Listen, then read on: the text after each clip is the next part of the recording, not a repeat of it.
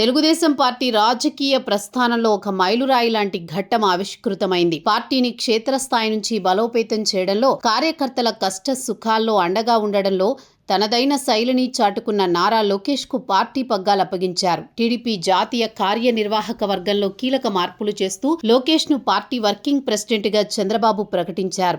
ఈ నిర్ణయంతో పార్టీ శ్రేణుల్లో కొత్త ఉత్సాహం నెలకొంది.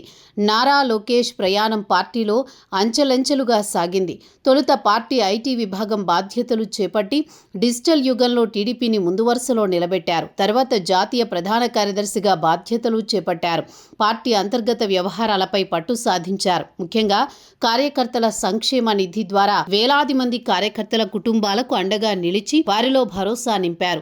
యువగలం పాదయాత్ర ద్వారా ప్రజల కష్టాలు స్వయంగా తెలుసుకున్న ఆయన ఇప్పుడు పార్టీని జాతీయ స్థాయిలో నడిపించేందుకు సిద్ధమయ్యారు.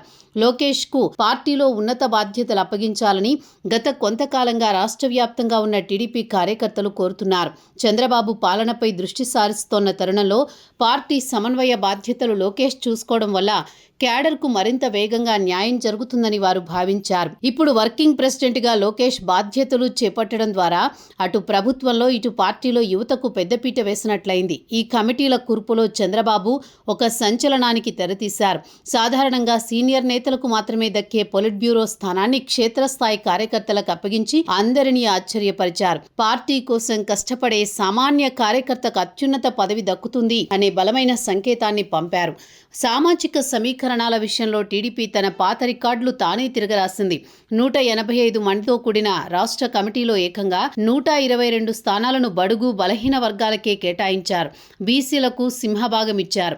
రాష్ట్ర కమిటీలో బీసీలకు 77% స్థానాలు కల్పించడం ద్వారా పార్టీకి బీసీలే వెన్నెముక అని మరోసారి నిరూపించారు. మహిళా సాధికారత రాష్ట్ర కమిటీలో 50 మంది మహిళలకు చోటు కల్పించడమే కాకుండా పొలిట్ బ్యూరోలోనూ వారికి సముచిత స్థానం కల్పించారు. ఎస్సీలకు 25, మైనార్టీలకు 13, ఎస్టీలకు 7 స్థానాలు కేటాయించి అన్ని వర్గాలకు న్యాయం చేశారు.